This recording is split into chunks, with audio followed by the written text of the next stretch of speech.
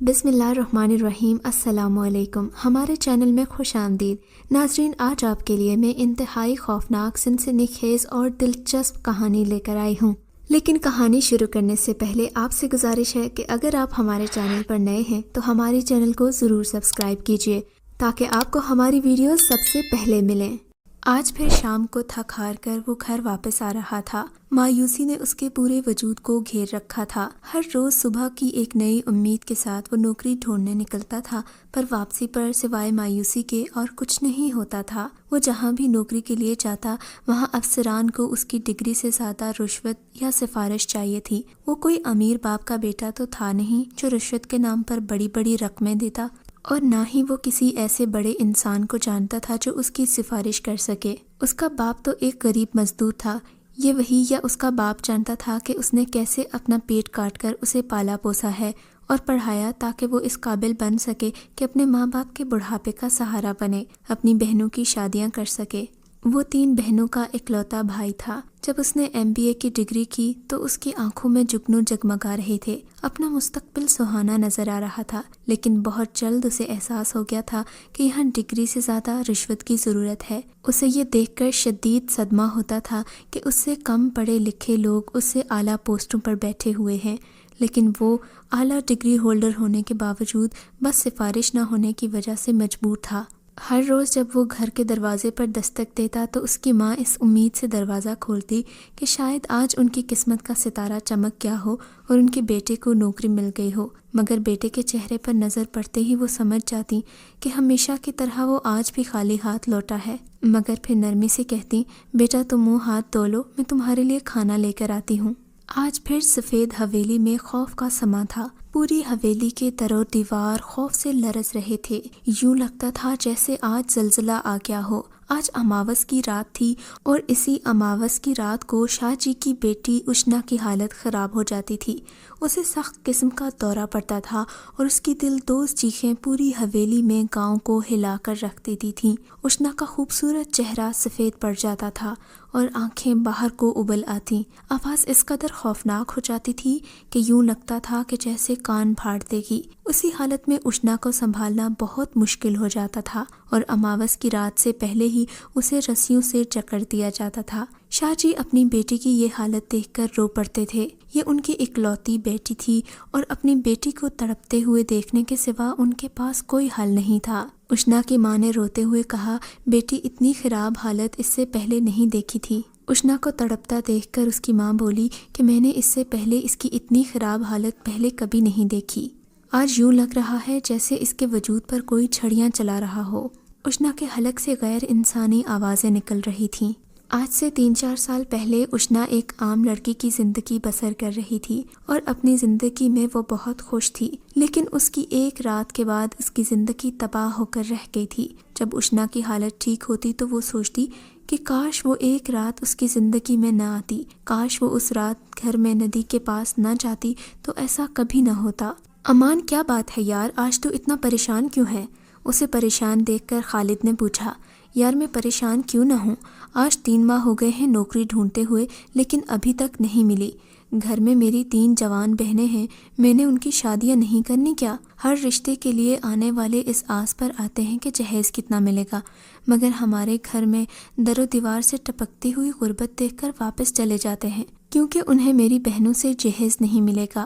جب انہیں اپنا مطلب پورا ہوتا نہیں دکھائی دیتا تو وہ دروازے سے ہی پلٹ جاتے ہیں۔ میں اپنی بہنوں کی آنکھوں میں چھپا درد دیکھ سکتا ہوں، مگر میں کیا کروں یار، میرے پاس کوئی اور حل بھی تو نہیں۔ میں نے دل لگا کر پڑھائی کی تھی کہ شاید مجھے نوکری مل جائے گی، مگر یہاں تو کوئی امید نظر نہیں آتی۔ ان بیچاریوں کے بالوں میں سفیدی اتر آئی ہے۔ اچھا یار تو پریشان نہ ہو، سب کچھ ٹھیک ہو جائے گا۔ کیسے پریشان نہ ہوں، کیسے سب کچھ ایسے ہی ٹھیک ہو جائے گا؟ امان نے چڑھ کر کہا۔ یار میں نے کب کہا کہ سب کچھ خود بخود ٹھیک ہو جائے گا؟ میں تمہیں ایک حل بتا رہا ہوں، اس سے تمہاری ساری پریشانیاں دور ہو جائیں گی۔ اچھا واقعی؟ تو ایسی کون سی جادو کی چھڑی آ گئی ہے تمہارے پاس کہ اسے ہلاتے ہی میرے سارے حالات ٹھیک ہو جائیں گے؟ امان نے مزید چڑھ کر کہا۔ یار جادو کی چھڑی نہیں ہے، ایک بہت زبردست بابا ہے، اس کے پاس ایسا علم ہے کہ وہ تیرے حالات ٹھیک کر دے گا۔ خالد نے کہا تو امان ہنس پڑا۔ اگر انہیں حالات ٹھیک کرنے ہوتے تو پہلے سے نہ کرتے؟ امان نے تنزن کہا۔ مجھے پتا تھا کہ تم نہیں مانو گے، تبھی تو میں تمہیں بتا نہیں رہا تھا، خالد نے ناراض ہو کر کہا۔ مگر دوست یقین مانو اس نے کئی لوگوں کی مدد کی ہے، میرے ماموں ساتھ کا بھی بہت بڑا مسئلہ حل کیا ہے اس نے۔ اوکے یار، لیکن ابھی تو میں گھر جا رہا ہوں، مجھے پہلے ہی بہت دیر ہو گئی ہے۔ امان نے خالد سے ہاتھ ملاتے ہوئے اپنی بائک سٹارٹ کی، جس کا مطلب تھا کہ اب وہ گھر جا رہا ہے۔ کہتے ہیں کہ جب انسان بہت زیادہ مایوس ہو جائے تو پھر وہ ہر اس بات پر بھی یقین کرتا ہے جس سے اسے ذرا سی بھی امید نظر آتی ہے۔ امان ان باتوں پر بالکل یقین نہیں رکھتا تھا، مگر اب اس کے پاس کوئی چارہ نہیں تھا۔ وہ راستے میں گھر آتے ہوئے سوچ رہا تھا کہ میں کچھ نہ ہوا تو اسی بابا کے پاس چلا جاؤں گا، جا کر تو دیکھوں شاید کوئی حل نکل آئے۔ اس رات بہت ٹھنڈی ٹھنڈی ہوا چل رہی تھی، موسم بہت خوبصورت تھا۔ ایسے میں اشنا کو نیند نہیں آ رہی تھی تو وہ باغ میں آ گئی۔ باغ میں ایک طرف ندی تھی، وہ ندی میں پاؤں ڈال کر بیٹھ گئی۔ اچانک اسے ایک آواز سنائی دی، اشنا، کسی نے اسے پکارا ہے۔ کون ہے؟ اشنا نے ادھر ادھر دیکھا لیکن اسے کوئی دکھائی نہیں دیا۔ شاید میرا وہم ہوگا، اشنا نے سوچا، لیکن اسے پھر سے ایک آواز سنائی دی، اشنا۔ اس نے پلٹ کر دیکھا تو سحر زدہ رہ گئی۔ وہ بہت ہی خوبصورت تھا، اس کی آنکھوں میں عجیب سا سحر تھا جس نے اشنا کو سحر زدہ کر دیا۔ کون ہو تم؟ اشنا نے اس اجنبی سے پوچھا۔ اشنا، میں تمہارا عاشق ہوں، میرا نام ساحل ہے، میں تو تمہارا دیوانہ ہو گیا ہوں، تمہارے حسن نے مجھے پاگل کر دیا ہے۔ میں پہلے تو تمہیں دور سے دیکھتا رہتا تھا، مگر آج میں تمہارے لیے ایک تحفہ لایا ہوں۔ یہ کہہ کر اس نے ہاتھ اوپر کیا تو اس کے ہاتھ میں ایک انتہائی خوبصورت چین تھی۔ اشنا اس کے ہاتھ سے وہ چین لینے کے لیے آگے بڑھی، یہ سوچے بغیر کہ اس کا یہ قدم اسے کتنا نقصان پہنچا سکتا ہے۔ اس کے بعد اسے کچھ ہوش نہیں رہا کہ کیا ہوا۔ اگلی صبح جب اشنا کو ناشتے پر بلانے کے لیے نوکرانی گئی تو اس سے اشنا کمرے میں نہ ملی۔ پوری حویلی میں اشنا کو ڈھونڈا گیا، سب پریشان تھے کہ وہ کہاں چلی گئی، ہر طرف اسے ڈھونڈا گیا۔ آخر وہ ندی کے کنارے بے ہوش حالت میں ملی۔ سب حیران تھے کہ اشنا ندی کے پاس کیا کرنے گئی تھی اور وہاں بے ہوش کیسے ہو گئی۔ اشنا کئی دن بیمار رہی اور تڑپتی رہی، بہت علاج کروایا مگر وہ ٹھیک نہیں ہوئی۔ بخار تھا کہ اترنے کا نام نہیں لے رہا تھا، دن بدن بڑھتا ہی جا رہا تھا۔ آخر وہ خود ہی ٹھیک ہو گئی، ایسے جیسے کہ کچھ ہوا ہی نہیں تھا۔ سب نے اشنا سے پوچھا کہ آخر کیا ہوا تھا، لیکن اسے کچھ یاد نہیں تھا، وہ سب کچھ بھول چکی تھی۔ لیکن پھر اماوس کی رات کو اشنا کی طبیعت خراب ہونے لگی، اس کا رنگ سفید پڑ گیا اور آنکھیں باہر کو ابلنے لگیں اور وہ عجیب و غریب غیر انسانی آوازیں نکالنے لگی۔ اسے یوں لگ رہا تھا جیسے اسے کوئی بہت زیادہ تکلیف دے رہا ہے، وہ سر کے بل زمین پر چلنے لگتی۔ یہ سب اشنا کے ساتھ کیا ہو رہا تھا کسی کی سمجھ میں نہیں آ رہا تھا۔ اسے کئی ڈاکٹروں، پیروں، فقیروں کو دکھایا گیا لیکن اشنا کی حالت ٹھیک نہیں ہوئی۔ اشنا جانتی تھی کہ اس کے اس حالت کا ذمہ دار کون ہے، مگر وہ کسی کو نہیں بتا پاتی تھی کہ رات کو اس کے ساتھ کیا ہوا تھا۔ شاہ جی ایک سادھو کو جانتے تھے جو کالے علم کا ماہر تھا۔ شاہ جی کا نوکر ان کو کئی بار سمجھا چکا تھا کہ اگر وہ اس کو سادھو کے پاس لے جائیں تو امید ہے کہ اشنا بی بھی ٹھیک ہو جائیں گی۔ شاہ جی نے غصے سے کہا، اگر تو کسی ایسے سادھو کو جانتا تھا تو پہلے بتایا کیوں نہیں؟ حالانکہ وہ بیچارہ کئی بار شاہ جی کو بتا چکا تھا مگر وہ اس کی کوئی بات سنتے ہی نہیں تھے۔ آج جب بیٹی کی حالت زیادہ خراب ہوئی تھی تو انہوں نے سوچا کہ وہ اس کو سادھو کے پاس لے کر ہی جائیں گے۔ ٹھیک ہے کرم، اگر مسئلے کا حل سادھو کے پاس ہی جا کر ملے گا تو ہم اشنا بیٹی کو اس کے پاس لے کر جائیں گے۔ یہ بات شاہ جی نے کہہ تو دی تھی لیکن کاش وہ یہ جان پاتا کہ تمام مسائل کا حل تو صرف خدا کے پاس ہے، کسی پیر، فقیر یا سادھو کے پاس ہمارے کسی مسئلے کا حل نہیں ہوتا۔ یہ تو ہماری بے وقوفی ہے کہ ہم خدا سے زیادہ پیروں، فقیروں اور سادھوؤں پر یقین کر بیٹھتے ہیں۔ اشنا کو اس سادھو کے پاس لے کر گئے تو سادھو نے اشنا کو دیکھا تو چونک پڑا، مجھے اور اس چھوری کو کمرے میں اکیلا چھوڑ دو۔ سادھو نے کہا تو شاہ جی چونک پڑے، لیکن پھر مجبوراً انہیں کمرے سے باہر جانا پڑا۔ تھوڑی دیر بعد جب شاہ جی کمرے میں واپس گئے تو اشنا ایک طرف بے ہوش پڑی ہوئی تھی اور سادھو کی آنکھوں میں سے تو جیسے خون ٹپک رہا تھا، اس کی آنکھیں بہت زیادہ سرخ ہو رہی تھیں۔ کیا بات ہے امی جان، آپ اتنی پریشان کیوں ہیں؟ امان نے ماں کی پریشانی آج آنکھوں میں دیکھ ہی لی تھی۔ اس کی ماں لاکھ اس سے چھپانے کی کوشش کرتی مگر امان سمجھ جاتا تھا کہ ماں کو کوئی پریشانی ہے۔ آخر بتا ہی دیا، آج ہانیہ کو دیکھنے لوگ آئے تھے، انہیں ہانیہ تو بہت پسند آ گئی مگر جہیز کی وجہ سے وہ کچھ کہتے کہتے رک گئی تھیں، مگر امان پوری بات سمجھ چکا تھا۔ یہ لوگ سامان کی ایک لمبی لسٹ دے گئے تھے، وہ بنا کچھ کہے باہر نکل گیا تھا۔ اپنی ماں کی آنکھوں میں آنسو وہ دیکھ ہی نہیں سکتا تھا۔ میں کروں تو کروں کیا کروں؟ اماں کی پریشانی، ابا کی بیماری اور بہنوں کے ٹوٹے ہوئے خواب میں نہیں دیکھ سکتا۔ مجھے کچھ کرنا ہی ہوگا۔ اس شام اس نے اپنے دوست خالد سے کہا، خالد یار تم ایسا کرو، مجھے اس بابے کے پاس ہی لے چلو جس کا تم نے بتایا تھا۔ تم راضی ہو گئے؟ خیر کوئی بات نہیں، دیکھنا اب سب ٹھیک ہو جائے گا، میں تمہیں آج ہی لے کر چلتا ہوں۔ خالد نے کہا، تو پھر چلو، دیر کیسی؟ امان نے جواب دیا۔ دونوں بائک پر بیٹھ کے کسی انجان منزل کی طرف چل پڑے۔ تھوڑی ہی دیر بعد خالد نے ایک مکان کے سامنے جا کر بائک روکی۔ یہاں رہتا ہے وہ بابا؟ ہاں وہ یہاں رہتا ہے، یہ بہت ویران علاقہ ہے اور وہ یہاں رہتا بھی تنہا ہے، مگر اس ویرانی میں رہنے کے باوجود دھرم داس کی شہرت دور دور تک پھیلی ہوئی ہے۔ دھرم داس؟ امان نے چونک کر کہا، ارے تو مجھے ایک ہندو کے پاس لے آیا ہے؟ چھوڑ یار، ہندو کو کیا، ہم نے تو اپنا کام نکلوانا ہے۔ اس کے پاس بڑی طاقتیں ہیں، دیکھنا وہ ایسا عمل کرے گا کہ 2 دن میں تیرے مسئلے حل ہو جائیں گے۔ یہ کیا ہوا ہے دھرم داس بابا، میری بیٹی بے ہوش کیوں ہو گئی ہے؟ شاہ جی نے پریشان ہو کر پوچھا۔ چودھری تیری بیٹی پر جن کا سایہ ہے، اور وہ کوئی عام جن نہیں، جنوں کا شہنشاہ ہے، شہنشاہ جنات کا سایہ ہے۔ یہ آپ کیا کہہ رہے ہو سادھو جی، ایسے کیسے ہو سکتا ہے؟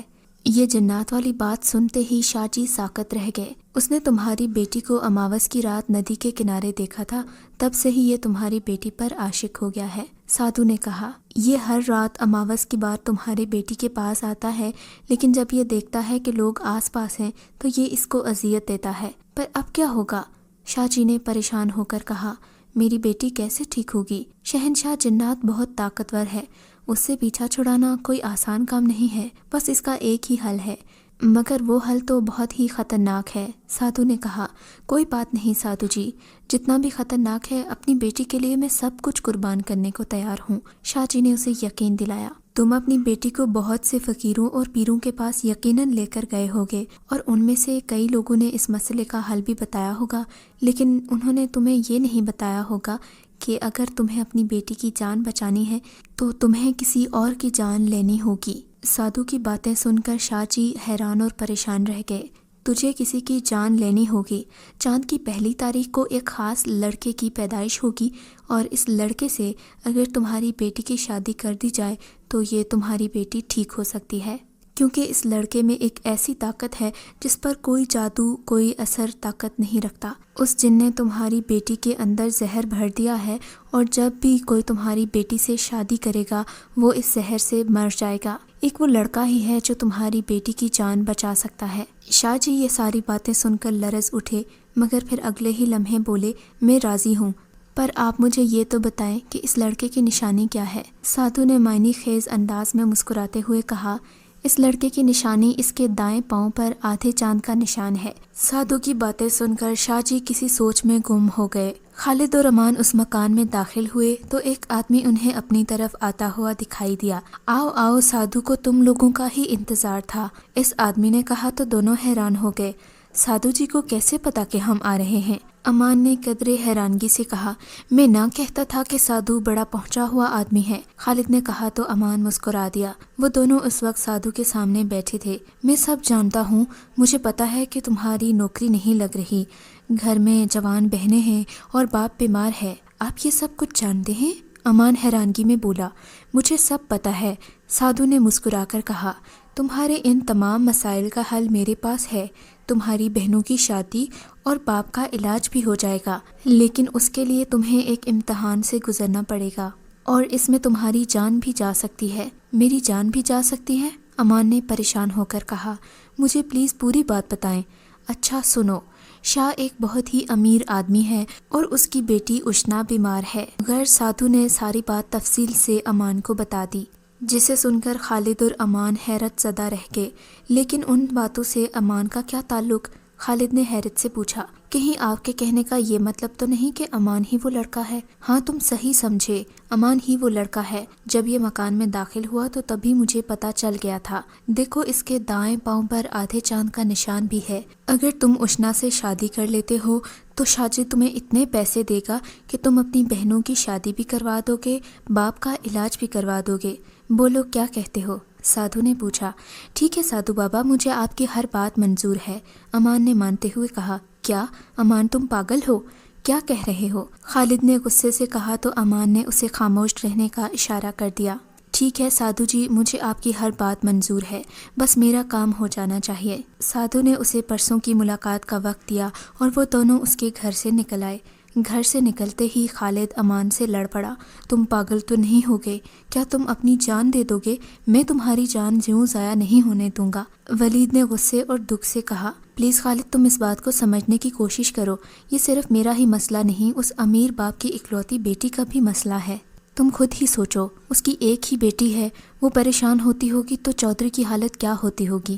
تم مجھ سے وعدہ کرو کہ تم امی کو کچھ نہیں بتاؤ گے، میں تمہیں دوستی کی قسم دیتا ہوں۔ اور خالد بس اسے بے بسی سے دیکھتا ہی رہ گیا۔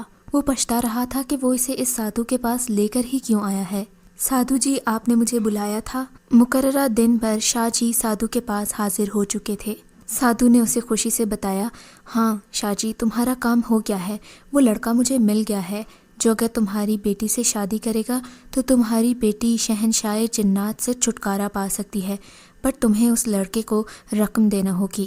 آپ فکر نہ کریں سادھو جی، میں ہر قیمت ادا کروں گا اپنی بیٹی کو بچانے کے لیے۔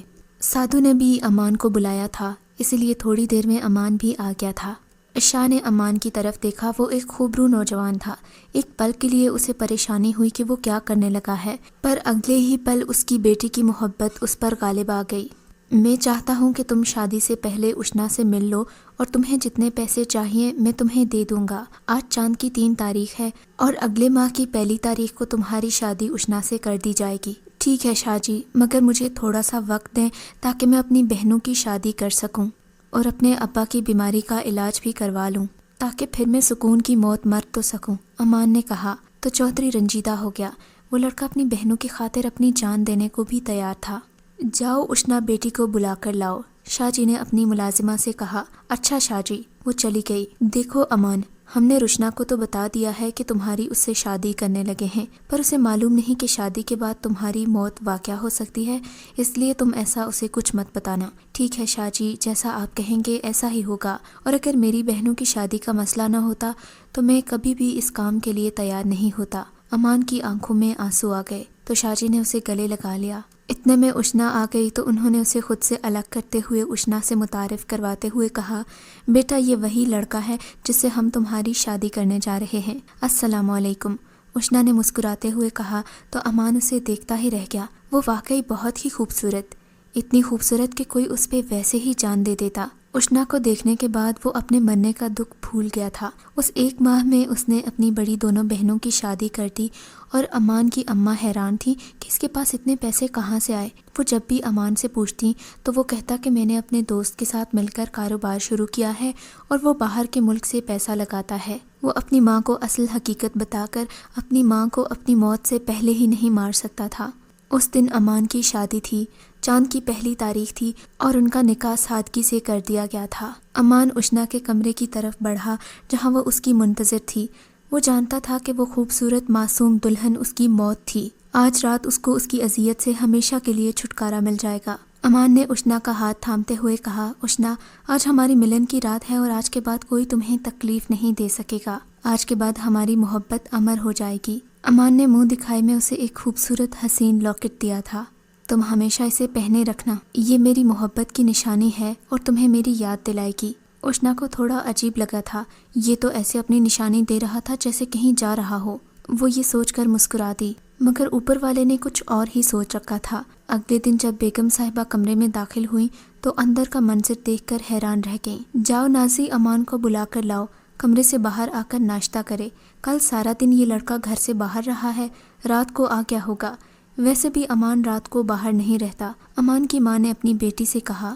بہن کمرے میں گئی تو دیکھا وہاں پر امان نہیں تھا، بیڈ کی ایک طرف ایک لیٹر پڑا ہوا تھا۔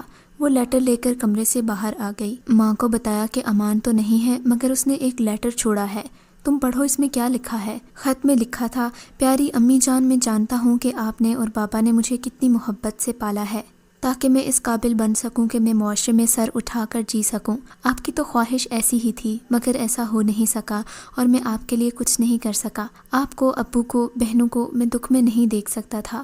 میں کیا کرتا، مجھے کچھ سمجھ نہیں آ رہا تھا۔ پھر مجھے ایک شاہ جی ملے جن کی بیٹی پر آسیب کا سایہ تھا۔ جو اس وقت ختم ہو سکتا تھا اگر میں اس سے شادی کرتا۔ انہوں نے مجھے پیسے دیے تھے جس کی وجہ سے میں بہنوں کی شادی کر سکا۔ باقی پیسے میری الماری میں رکھے ہیں، اس سے آپ ناسی کی شادی کر لینا اور بابا کا علاج بھی کروانا۔ اماں مجھے اس ناسی شادی کے بعد مرنا ہوگا، وہ ٹھیک ہو جائے گی۔ ہانیہ مجھے معاف کر دینا، خوب دل لگا کر پڑھنا اور ڈاکٹر بننا۔ ماما اور بابا کا خیال رکھنا، اللہ حافظ۔ خط ختم ہوتے ہی اس کی ماں پھوٹ پھوٹ کر رونے لگی۔ بیٹا یہ تم نے کیا کر دیا؟ ہمیں تمہاری ضرورت تھی، پیسے کی نہیں، لیکن اب بہت دیر ہو چکی تھی۔ وہ بہت دور جا چکا تھا جہاں سے کوئی واپس نہیں آتا۔ امان کا بیمار باپ ایک طرف ساکت ہو گیا تھا، اس نے اپنی تمام عمر کی جمع پونجی آج لوٹا دی تھی۔ ادھر جب امان کی آنکھ کھلی تو خود کو زندہ پا کر وہ حیران رہ گیا۔ یہ کیا؟ میں نے تو آج کی رات مر جانا تھا، پھر میں زندہ کیوں ہوں؟ اس نے جلدی سے ادھر ادھر نگاہ دوڑائی تو اشنا بیڈ کی بجائے بیڈ سے نیچے پڑی تھی، اس کے منہ سے خون نکل رہا تھا۔ وہ جلدی جلدی اٹھا اور اسے اپنی باہوں میں اٹھا کر کمرے سے باہر لے آیا۔ شاہ جی یہ دیکھ کر حیران رہ گئے تھے اور بہت پریشان بھی ہو گئے تھے۔ انہیں سمجھ میں نہیں آ رہا تھا کہ یہ سب الٹ کیسے ہو گیا۔ وہ اشنا کو ہسپتال لے کر گئے تو اشنا کی سانسیں چل رہی تھیں۔ 2-3 دن کے بعد اسے ہوش آ گیا تھا، لیکن اصل حیرت اسے تب ہوئی جب ڈاکٹرز نے بتایا کہ اشنا امید سے تھی، مگر اس کی شادی تو کل ہی ہوئی تھی۔ پھر یہ کیسے ہو گیا کہ وہ امید سے ہو گئی؟ اشنا میں ایسی کوئی نشانیاں بھی نہیں تھیں کہ جس سے لگتا ہو کہ وہ امید سے ہے۔ یہ بات بڑی رسوائی والی تھی، مگر اس کا باپ جانتا تھا کہ معاملہ کیا ہے۔ شاید وہ جن کے بچے کی ماں بننے والی تھی۔ شاہ اس بات پر حیران تھا کہ امان کو کوئی پریشانی نہیں تھی اور نہ ہی وہ کچھ پوچھ رہا تھا، بلکہ وہ اطمینان سے ایک جگہ پر بیٹھا تھا اور اس کے چہرے پر ایک عجیب مسکراہٹ تھی۔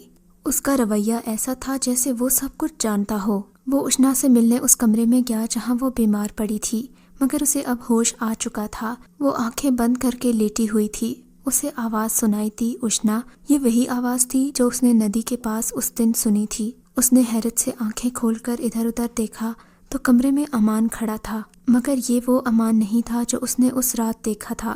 اس کے نقش وہی تھے، آنکھوں میں وہی پراسراریت تھی اور چہرے پر مسکراہٹ۔ اسے یوں لگ رہا تھا جیسے یہ وہی نوجوان ہے جو اس نے اس دن ندی کے پار دیکھا تھا۔ امان دھیرے دھیرے چلتے اس کے پاس آ رہا تھا اور اس کی حیرت میں اضافہ ہوتا جا رہا تھا، مگر وہ کچھ بھی کہہ نہیں سکی، جیسے کسی نے اس کی زبان کو تالا لگا دیا ہو۔ اس کے دماغ میں کئی ایک سوال گردش کر رہے تھے، مگر وہ کچھ بھی پوچھ نہیں سکتی تھی۔ امان اس کی آنکھوں میں موجود تمام سوال پڑھ چکا تھا۔ اس نے بنا کوئی جواب دیے مسکرا کر اس کی آنکھوں میں دیکھا اور کہا، اس سے کیا فرق پڑتا ہے کہ میں کون ہوں؟ اس سے بھی کیا فرق پڑتا ہے کہ میں کون سی دنیا کا ہوں؟ میں نے تم سے محبت کی ہے اور محبت کی کوئی دنیا نہیں ہوتی۔ محبت تو ایک آسمانی جذبہ ہے جو کسی کے اندر بھی پایا جا سکتا ہے۔ تم مجھے ایسے تو نہ دیکھو، میرے دل میں تمہارے لیے بے پناہ محبت ہے۔ میں نے تمہیں جو تکلیف دی اس کے لیے میں معذرت خواہ ہوں۔ میرا مقصد تمہیں دکھ دینا ہرگز نہیں تھا، بس میں تمہیں کسی بھی طرح پانا چاہتا تھا۔ میرا راستہ غلط تھا مگر میرا مقصد شفاف تھا۔ تم مجھے معاف کر دو۔ بس اتنا کہہ کر اس نے اشنا کو گلے سے لگا لیا۔ اشنا تھک چکی تھی، وہ کوئی سوال نہیں کرنا چاہتی تھی اور نہ ہی کوئی جواب سننا چاہتی تھی۔ شاید اب بھی وہ خوشیوں کی ہی متلاشی تھی۔ اتنے کٹھن حالات سے گزرنے کے بعد اسے کوئی فرق نہیں پڑتا تھا کہ اس کے ساتھ کون ہے۔ اس کے لیے یہی غنیمت تھا کہ اب اسے کوئی اذیت نہیں دے گا۔ آپ کے خیال میں امان کون تھا اور اس نے اشنا کے ساتھ یہ سب کیوں کیا؟ ہمیں کامنٹ سیکشن میں ضرور بتائیے گا۔ اگر آپ کو یہ کہانی اچھی لگی ہے تو اس ویڈیو کو لائک کیجیے اور اس طرح کی مزید ویڈیوز دیکھنے کے لیے ہمارے چینل کو سبسکرائب کیجیے۔ اور ہاں، اگر آپ کی کسی دوست، رشتہ دار یا بہن کے ساتھ خدا نہ کرے ایسا کوئی واقعہ پیش آیا ہے تو ہمیں کامنٹ سیکشن میں اس کے بارے میں ضرور بتائیے۔